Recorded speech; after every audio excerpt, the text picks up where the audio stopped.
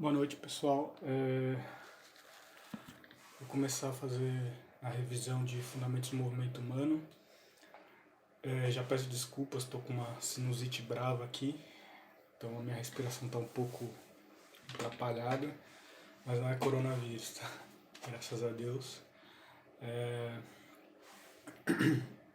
Então vou fazer uma revisão rápida de fundamentos do movimento humano, que era para ter sido a prova que era para vocês ter feito logo quando começou a quarentena, então deve estar um pouco não muito fresco na cabeça de vocês. Vou fazer uma revisão rápida pelos 4 temas aqui. Estudem bastante e tirem as dúvidas comigo. Então vamos lá. No tema 1, a gente já falou na sala de aula, movimento, né? Deslocamento do corpo ou membro ou consequência de uma força interna ou externa. É inerte ao ser humano, inerte quer dizer já nasce com ele, não tem como separar, e meio de expressão do homem. Então tem aqui uns movimentos.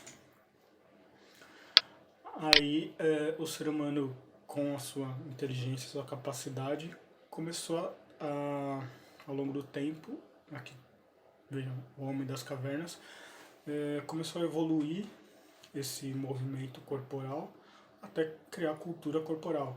E a cultura corporal, deixa eu ver aqui, acervos de formas de representações do mundo que o homem tem no decorrer da história, exteriorizadas pela expressão corporal. Então o homem começou a partir do seu movimento natural, começar a criar a cultura a partir disso, cultura corporal, cultura do movimento. Então o movimento passou a ser uma outra forma de expressão. E a corporeidade, capacidade de se relacionar com o mundo exterior e interior por meio do corpo na sua totalidade. Então vejo que são conceitos um pouco diferentes. A cultura corporal, o homem começou a usar o corpo para se expressar de outras formas. E a corporeidade é de interagir com o mundo de outras formas. Por exemplo, uma dança sozinho. Enfim, e a cultura corporal seriam rituais, por exemplo. Corpo e mente. Começaram a ter teorias da relação que o corpo tinha com os pensamentos, com a mente. Do que o corpo era capaz de fazer conscientemente, através do pensar e agir, né? E aí tem essas teorias aqui, as principais, né, de Pitágoras, Platão, Sócrates, Aristóteles, Freud e Haidt. Então, Pitágoras, ligação entre o corpo e a mente, o pensar para fazer, né? Platão, Sócrates e Aristóteles, o equilíbrio entre o corpo e a mente, que seriam as boas ações vindas do movimento, né? Freud, corpo como fonte para experiência mental. Aí Freud já falava mais um pouco do inconsciente, do que a mente poderia fazer em dominância sobre o corpo. Então, que a mente tem um poder de dominância sobre o corpo para ir agir, para agir de alguma maneira, né? E Haidt é a associação entre o corpo e a personalidade. Você é o que você faz, basicamente isso que ele fala. E aí a corporeidade da educação física. A corporeidade é o que, como eu disse, é o que nós usamos na educação física, porque é como você se relaciona com o ambiente, se relaciona com o mundo. Isso é a corporeidade. Envolve muitas coisas, como a gente pode ver aqui. A biológica, né, que você precisa de energia, reações no seu corpo para se movimentar. A estética, não só a visual, mas é higienista também. Seu corpo precisa estar saudável, higiênico, para que você consiga melhorar a sua corporeidade. Cognitiva é a capacidade de aprender através do corpo, então você realiza um movimento e aprende. Afetiva, a afetividade proporciona a corporeidade e a sociabilização, né? e aí a gente pode entrar no lúdico também e no imaginário. Então o lúdico e o afetivo são quesitos sociais e interacionais, né? Interacionistas, desculpa, em que você interage e aprende esse movimento. E essas outras que podem ser experiências anteriores, tecnologia, repetição, enfim, são coisas que beneficiam a corporeidade e que fazem com que as pessoas aprendam. E aqui as dimensões são os temas, né? Danças, jogos, brinquedos e brincadeiras, lutas, como a gente já deve saber nesse ponto aqui do nosso curso, né? Corporeidade e atividade física, aí está falando um pouco do método Pilates, estudem todos os benefícios que ele traz, né? Importantíssimo saber isso. A corporeidade na infância, ela vai se desenvolvendo, né? Vai evoluindo. Lateralidade, que é direita e esquerda, coordenação, de fazer movimentos com mais atenção, movimentos mais intencionais, noção espacial, que é saber se localizar no espaço, né?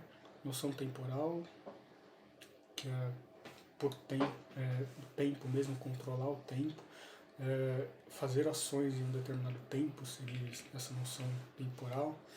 Liberdade, de você poder agir, usar o seu corpo para agir da forma que você pretende, né? Felicidade, lógico, frustração sempre vai ocorrer, porque todo mundo já deve ter ouvido a frase, ninguém nasce sabendo, então os erros vão acontecer, mas o corpo mesmo das crianças é capaz de aprender muito mais coisas mais rapidamente, né? Solidariedade é a interação social mesmo, já presente, que a gente sabe. E aí aqui estão os conceitos que vocês precisam estudar também, mais conceituados sobre essa pincelada que eu dei. Consciência corporal, que é o conhecimento do movimento, né? A intenção do movimento. Então, assim, é você pensar para querer fazer e conseguir fazer, né? Conseguir controlar o seu corpo no espaço. Ó, veja esse rapaz aqui na foto se apoiando. Ele está querendo fazer isso, está querendo ficar apoiado, ele consegue controlar todo o corpo dele para ficar apoiado no braço. Importância.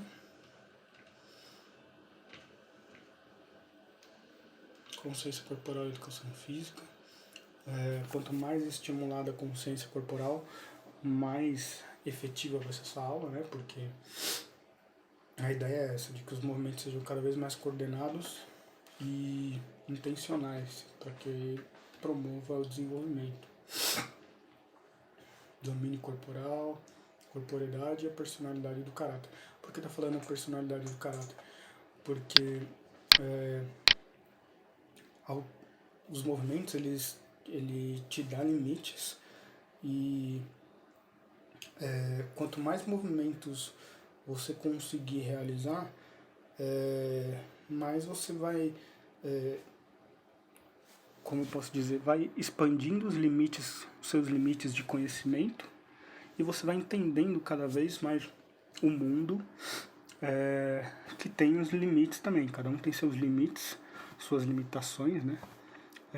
E quanto mais você rompe essas barreiras, mais você entende que o outro também pode ter algum tipo de barreira, e isso forma o seu caráter. Consciência corporal e atividade física. Basicamente, toda atividade física precisa da consciência corporal, senão não vai estar sendo efetivo, vai ser só uma brincadeira o tempo todo. Então, a aula de educação física precisa da consciência corporal, precisa buscar a consciência corporal.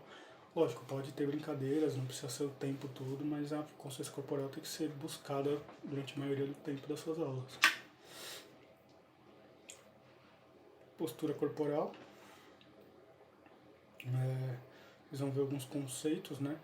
Tipos da postura: estática, que é paradinho; dinâmica é a postura de um movimento; e anatômica, que é essa posição aqui onde se analisa o corpo de uma pessoa.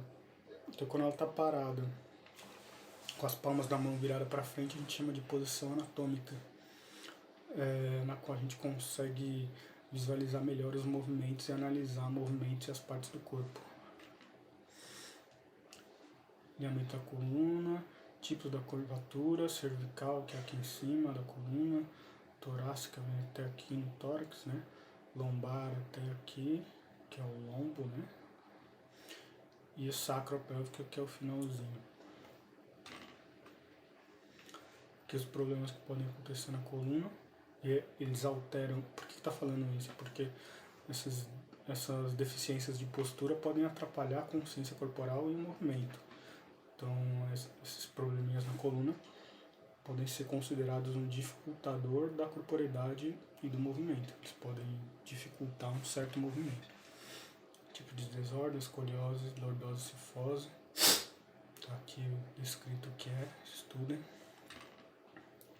Posição, planos e eixos, isso é bem difícil, estudem também, tá? Anterior, posterior, frente e trás. Ventral e dorsal é de bruços ou de costas, superior e inferior na metade do corpo, superior e inferior, craniano, caudal, que é a parte de trás aqui da coluna, né? Aqui é caudal. Proximal é mais perto do coração e distal mais longe do coração. Então, por exemplo, se a gente pegar a mão e os pés como referência, a mão é proximal e o pé é distal. Medial também com relação ao centro do corpo, né? Traço uma linha aqui mais perto do coração e que é mais longe, lateral. Contralateral e ipsilateral. Aí a gente pode ver aqui que seria a parte de dentro e a parte de fora da perna, por exemplo. Então é contralateral e ipsilateral.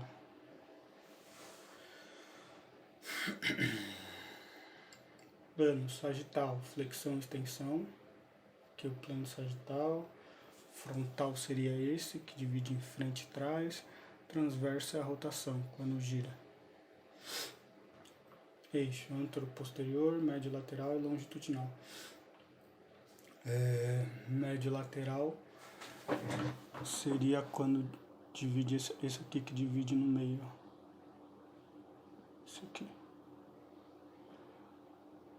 Longitudinal, da cabeça até o pé. Longitudinal. E antero-posterior, trás e frente. Procurem, eu vou pôr umas imagens aqui no Google para vocês verem melhor.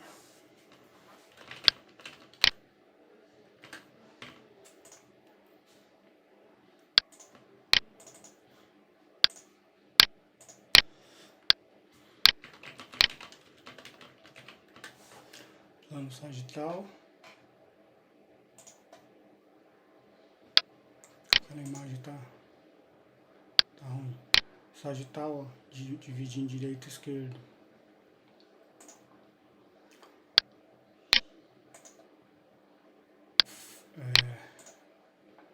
Vamos pôr plano frontal aqui para vocês verem.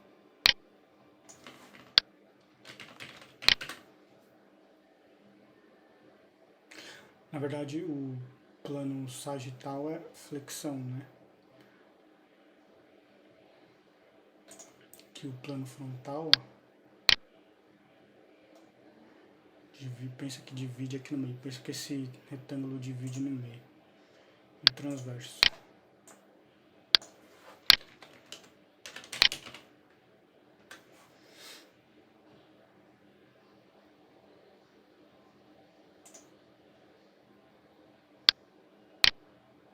E aí sim o transverso.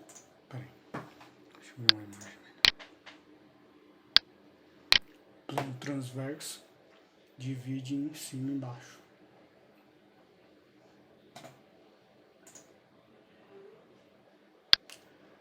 Eixo antero-posterior. Eixo é no meio, tá, gente? Plano divide. E o eixo é como se fosse uma vara. Assim.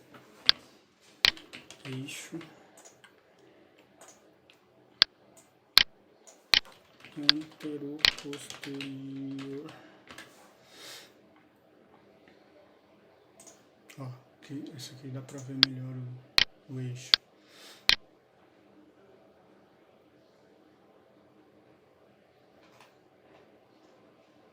Ó, eixo é a linha. Uma linha. Longitudinal. Lateral ou médio lateral, como está escrito aqui, é essa linha aqui. E longitudinal é a maior. Certo? Então são essas linhas, os eixos.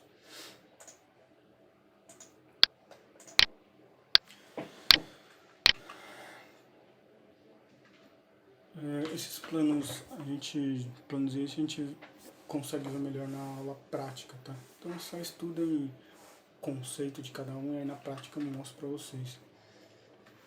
A respiração por exercício também é fundamental, porque os movimentos ocorram da melhor forma. Muda a pressão arterial, fluxo sanguíneo, batimento cardíaco. Alinhamento vertebral, como melhorar a postura da coluna. Estudem também.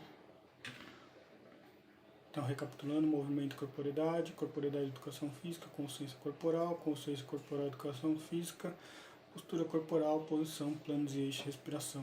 Não é fácil, tá, gente? Estudem, me perguntem. E vamos lá, vamos começar pro 2. Tema 2. A linguagem corporal, o corpo se expressa. A gente viu isso na aula também. Acho que tá quase todo mundo, então eu vou passar mais rapidinho. O seu corpo ele é usado para comunicação também. Do mundo, o corpo faz gestos, geralmente faz gestos. Eu li um texto que eu falei para vocês que 70% da nossa comunicação a gente faz por gesto ou pelo tom de voz, não pelo que realmente é falado, pelas palavras. A gente se expressa mais pela expressão do corpo e pelo tom de voz. Então veja, as formas de expressão: riso, choro, respiração, gestos. A gente consegue colocar a emoção, o sentimento basicamente em tudo isso, não só nas palavras quando elas são ditas. Certo? O choro do bebê é uma forma de comunicação, é a única forma que ele tem de entrar em contato.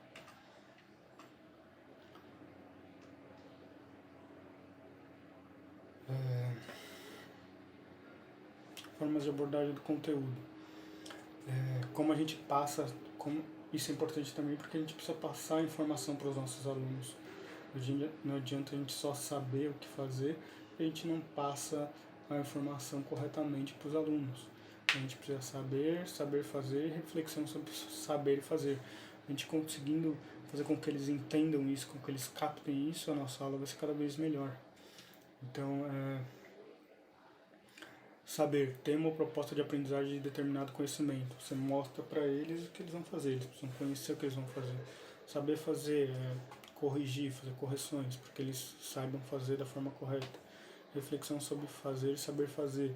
No final da aula, você pega o feedback deles, fala: aprenderam isso, que vocês aprenderam com isso, com aquilo. Então, dessa forma, a aprendizagem se fixa muito melhor do que simplesmente fazer por fazer. Seguindo esse espaço de saber fazer e a reflexão, você faz com que o conteúdo fique mais fixo e aprendido por eles. Tipos de movimentos: reflexos, voluntários e autônomos. A gente viu na aula também, escrevi na lousa. Reflexos são movimentos inconscientes. O corpo faz, por exemplo, quando a gente cai, a gente já põe a mão do lado, assim, ao lado do corpo, que são reflexos do corpo para diminuir o impacto.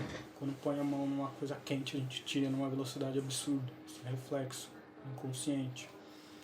Os voluntários são os que exigem estágio de preparação, programação e execução. Então é qualquer movimento consciente, movimentos voluntários. Os autônomos são movimentos voluntários também, mas que você usa pouca atenção. Por exemplo, dei de exemplo dirigir. Você não fica pensando, vou segurar o volante, vou mudar a marcha, vou pisar no pedal esquerdo. Não. Você faz tudo de forma autônoma, automática, entre aspas. Então eles demandam menos atenção. Tipos de movimento, linear ou translacional. Por exemplo, o arremesso do dardo aqui. As classificações, retilíneo ou curvilíneo. Quando corre em linha reta, que é esse caso, curvilíneo, trajetória em curva de um objeto. Então, por exemplo, o pega-pega seria um movimento linear, curvilíneo, que ninguém corre numa linha retinha. Tipos de movimento, angular ou geral.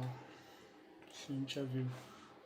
Um ângulo que faz com a perna e o geral, uma corrida. Importância dos jogos e brincadeiras. As brincadeiras eu falei no outro tema também.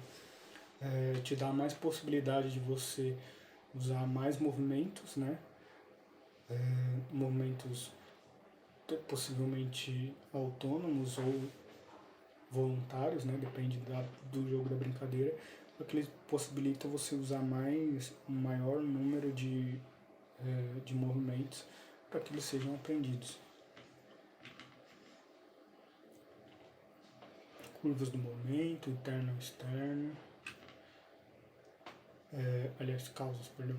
Para o movimento ocorrer é necessária a atuação de uma força que supere a inércia do corpo. Inércia quer dizer que está parado, né? Não está agindo, não está com nenhum movimento. E aí você tira essa inércia realizando um movimento. Forças musculares internas que atuam sobre as diferentes estruturas do corpo e as externas, forças que atuam fora do corpo sobre ele. Então, por exemplo, pegando aqui o peso está paradinho, você vai tirar a inércia do peso, você vai usar as forças de você mesmo, de dentro de você mesmo, para conseguir levantar. Forças externas seria, por exemplo, esse carro aqui fazendo em alta velocidade, fazendo movimento, vai agir força sobre o seu corpo e você faz uma força para manter seu corpo sustentado. Analisando o movimento. Estática, corpo sem ou com movimento constante. Isso é conceito. Então, tudo que está parado ou com o mesmo movimento está estático. Movimento constante, tá?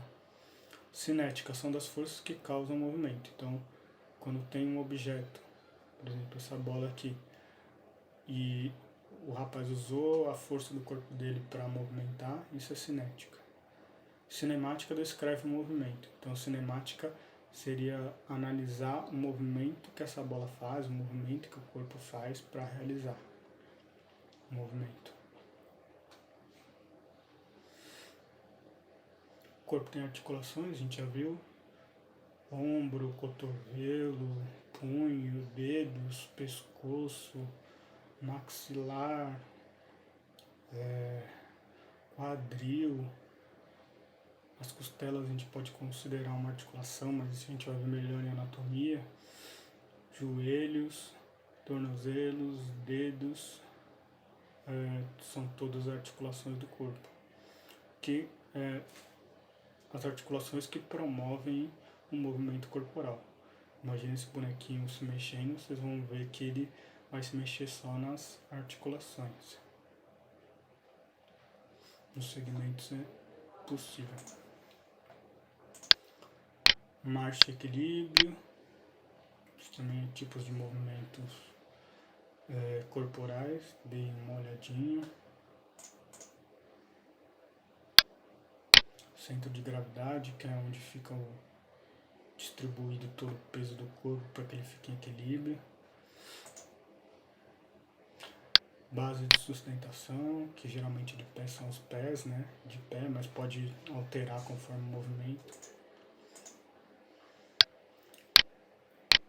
Recreação, esportes. Diferença entre recreação e esporte. Recreação é qualquer brincadeira, esporte tem suas regras definidas. Centro de gravidade, base de suporte. Como eu falei, o centro de gravidade fica aqui bem no meio do corpo, onde a energia é distribuída igualmente, mas esse centro de gravidade pode alterar com o movimento. Por exemplo, se ele jogar a cabeça dele aqui para frente, o centro de gravidade dele vai deixar de ser aqui, porque ele está equilibrado, né? E vai passar a ser a cabeça. E aí o corpo tende a tombar, e quando tombar volta a ser aqui no meio, o centro de gravidade. Então o centro de gravidade é o que mantém o corpo em equilíbrio. Na maioria dos casos fica bem aqui no meio do corpo, perto do umbigo. Então, recapitulando: linguagem corporal, movimento, educação física, tipos de movimento, análise do movimento, marcha e equilíbrio, atividades em movimento. Próximo, vamos para o 3.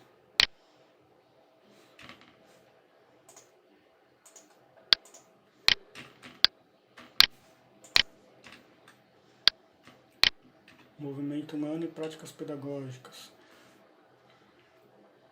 Aí a gente tem aqui a bússola de Galahu, que mostra que cada idade, não sei se vocês tiveram ainda, acho que tiveram crescimento e desenvolvimento humano, mas procurem saber a bússola de Galahu se não tiver ainda, porque em algum momento vocês vão ter. Ele dividiu que cada idade tem uma fase de aprendizagem de algum tipo de movimento.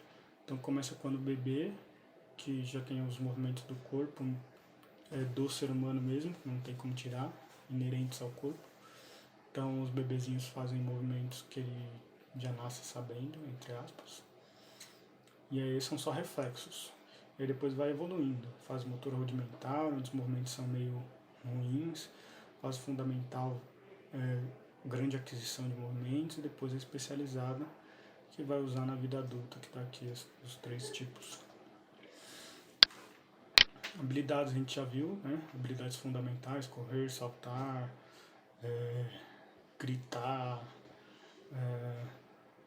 pular, saltar, rastejar, chutar, arremessar, enfim, são habilidades fundamentais, habilidades básicas, né, que todo mundo sabe. Começa quando criança, vai se desenvolvendo e vão ficando melhores ao longo da vida. Aqui vocês vão ver características de movimento conforme a idade, que crianças de 1 ano fazem, que é esperado que elas fazem. 2 a 3 anos, 4 a 6 anos. Ritmo a gente já viu em dança. Sinônimo da vida, né? Os batimentos cardíacos são rítmicos. Então, ritmo é a organização de um movimento dentro de uma cadência. E aí pode evoluir para dança, né? Coreografia, etc. Dança de rua, já viu que é qualquer movimento cultural de dança.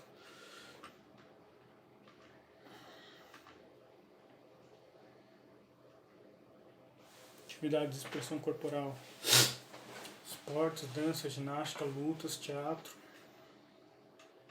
Mímica também é uma expressão corporal, movimento humano.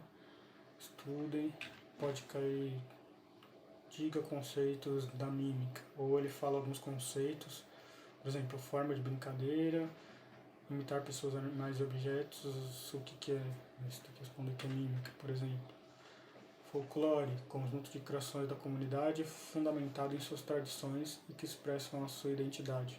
Então, folclore é uma atividade já característica de algum grupo, de alguma cidade, de algum local.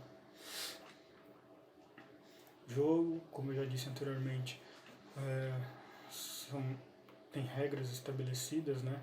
No jogo se procura um vencedor, simula a realidade, né?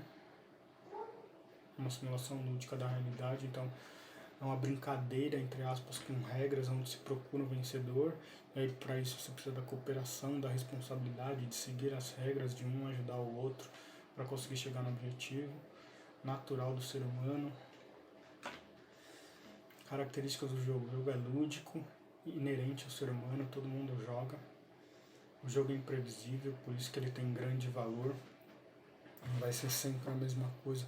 Lógico, você pode ter alguém mais habilidoso, mas as ações dentro do próprio jogo elas são imprevisíveis. Senão seria como um videogame. Imagina começar um jogo de futebol, você já tinha os passos certinho para ir. Não é assim que ocorre. Ele é basicamente imprevisível o jogo. A sua concepção é ser imprevisível. regras do jogo, estágio de utilização das regras. Você não vai usar o jogo formal, o jogo mais difícil com todas as regras para as crianças pequenas. Eles têm que aprender nas regras ao longo do tempo. Quanto maior o número de regras, maior precisa ser a idade para ter o conceito dessas regras, né? Entender essas regras e aplicar no jogo. Não adianta você querer fazer um jogo com crianças de 4 anos, por exemplo, de futebol, fazer 45 por 45 minutos num campo de 100 metros, não é efetivo. Então a gente tem que adaptar para a idade. Tipos de jogos. Jogos pré-desportivos são jogos que introduzem o esporte. Por exemplo, a queimada introduz o handball e assim por diante. Esses são jogos pré-desportivos. Jogos cooperativos. Queimada também pode ser um jogo cooperativo, onde um ajuda o outro para que o time vença. Estou falando um pouco mais de jogos cooperativos. E encerrou esse tema também.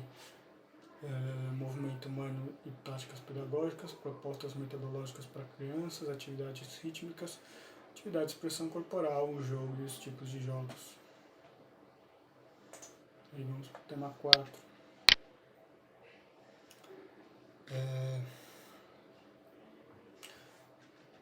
Danças brasileiras, isso a gente já teve em dança também.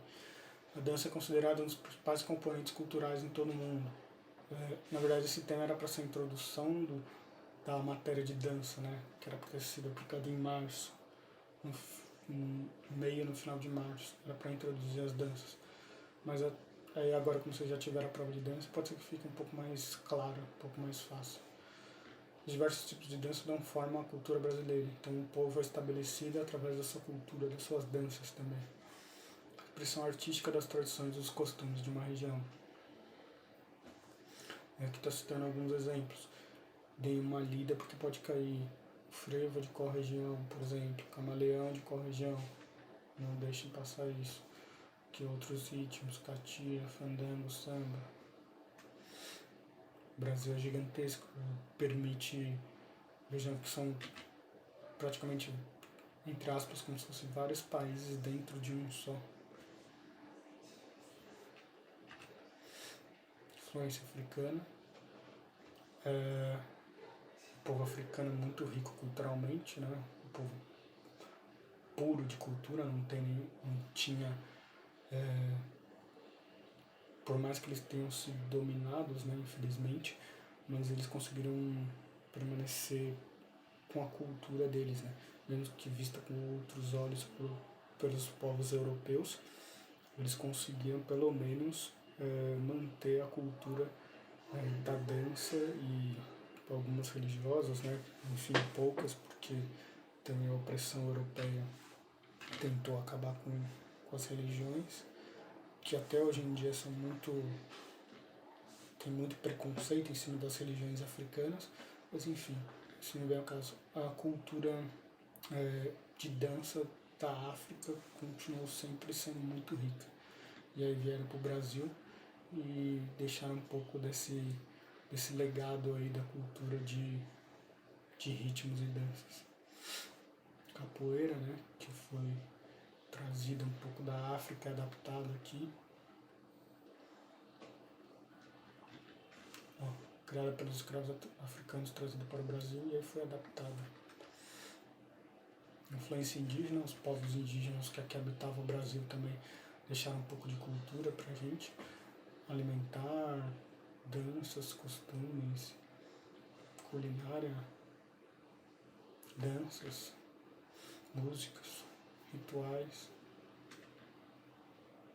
Aí tem aqui alguns dos rituais indígenas, o estudo, Toré, Quarupi, Atiaru, Jacundá, preconceito e violência, que eu já falei, né? Falei 1 minuto atrás.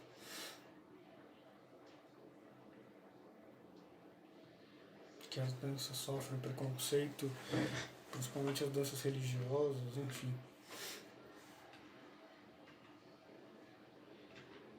A gente já falou bastante na aula de dança sobre isso, sobre os ritmos brasileiros que são infinitos. Eu passei vídeos infinitos, não, né? seria impossível, mas um grande número de ritmos pelo Brasil. Danças também, né? Passei vídeo para vocês, dêem uma olhada. Teatro, que é uma outra forma de expressão do corpo, de interação. Os benefícios do teatro aqui: socialização, crescimento consciente, caráter estético da arte e linguagem teatral, que é uma forma de expressão. Você pode fazer com que a pessoa que ela não goste, por exemplo, de se relacionar, tenha dificuldade de relacionamento, o teatro abre as portas para ela se comunicar de outra forma, né? Ela se desenvolve melhor.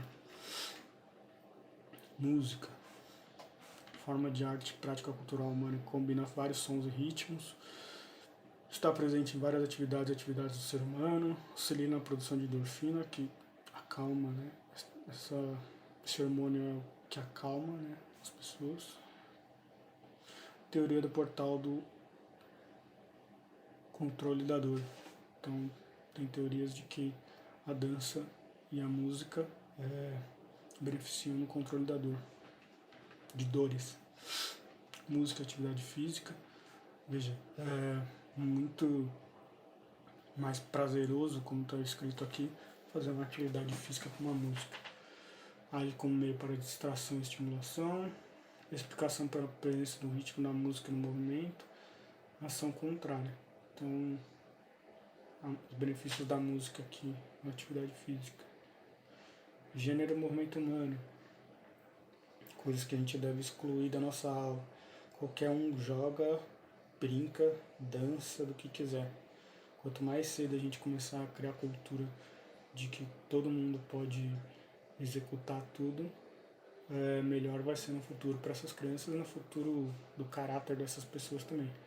Então, acabar com esses preconceitos aqui: homem não chora, mulheres são frágeis, homem não dança, menino não joga futebol, etc.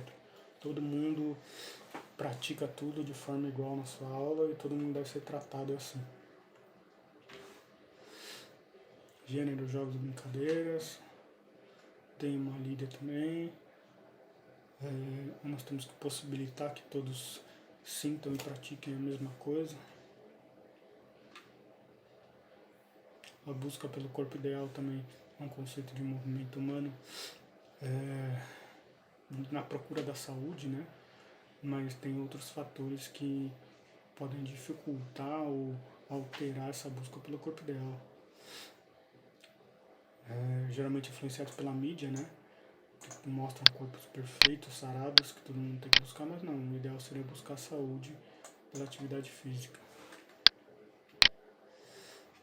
Mulheres no esporte.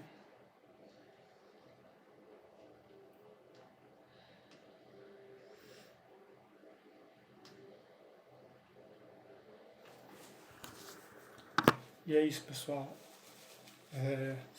Não é fácil, estudem bastante.